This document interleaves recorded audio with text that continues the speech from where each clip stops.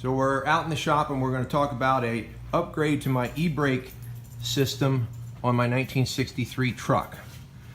The 1963 truck originally came with that cross member which held the Ebrake components.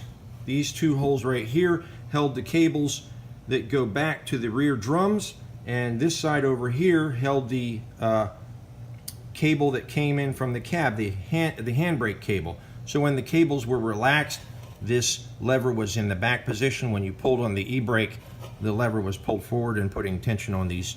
So that was deleted, and the reason for deleting it might be that you're installing a different transmission and it's in the way, or you simply don't have a functional system right now and you want to upgrade. That system works just fine. This system works also just fine. Here's how it works. You keep your original handbrake cable coming in through the frame right there, and it attaches to a guide that another cable runs through. Over on this side there's another guide, and that's attached to a rod that goes through the opposite side of the frame right here. The reason that hole exists is some of these trucks were right-hand drive, so that's where the hand brake cable would have gone through the frame for a right-hand drive truck. Well, they just used that hole for this system. The washer keeps it from pulling through. The guide for the cable has a slot in it, so it's easy to get things hooked up. And now what you have is two tension points, one on the driver's side, one on the passenger side, to hold the cable in a U shape. The cable tension is kept a little bit nicer by these pigtails that poke in from the frame. Those are all available aftermarket. There's the other one. And that keeps this, it's called the intermediate cable, in a U shape. The intermediate cable comes in two sizes. There's the shorter version, which would be for the short bed trucks, and then there's the longer version for, obviously, the long bed trucks. So that cable comes back through the frame. I just picked a spot. It doesn't have to be one of those holes. It can go through that notch. It doesn't matter. And it comes back to this connecting bracket. The connecting bracket has a hole in it to slip the cable through, and it has pieces on the end so that it doesn't pull through, and that connects the intermediate cable from the rear brake cables. Here's the rear brake cable, and you'll notice that I'm using an older cable. This was from a 1968 truck, but these rear cables are the same for long bed and short bed, and they just you just have to get a good quality one. I recommend the AC Delco.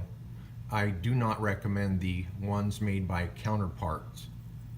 So this black bracket that is bolted onto the rear swing arm. Let me move this seal. This is bolted on. You drill a hole through that, and that bracket holds this in position, keeps this from flopping around. And then there's a clip. You look at the clip and it's got little bunny rabbit ears. I do not have a source for those clips at the time of this video, but I'm going to look for something. Basically all it does is keeps this housing sleeve from backing out of that bracket. So this holds the rear cable in place. The intermediate cable hooks with this here. It's the same exact thing on the other side.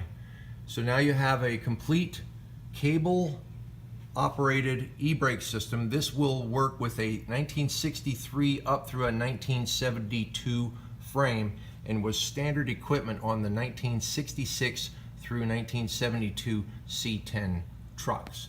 Let's go outside and give an overview. So here we are, we're standing at the back of the truck. To my left is the handbrake cable coming back, and there would be a guide right here that would hold the intermediate cable to that cable. There would be another guide here where the rod, that's a bent up one, but the rod coming through the frame holds onto the cable here.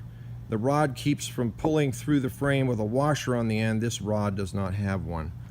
Those cables come back right here, and over here you have that C-shaped bracket that connects the two, and then these come back and go into your rear backing plates for your drum brakes. Obviously this is an Ebrake system for drum brakes. I recommend AC Delco for the rear cables. The rear cables are the same for long bed and short bed.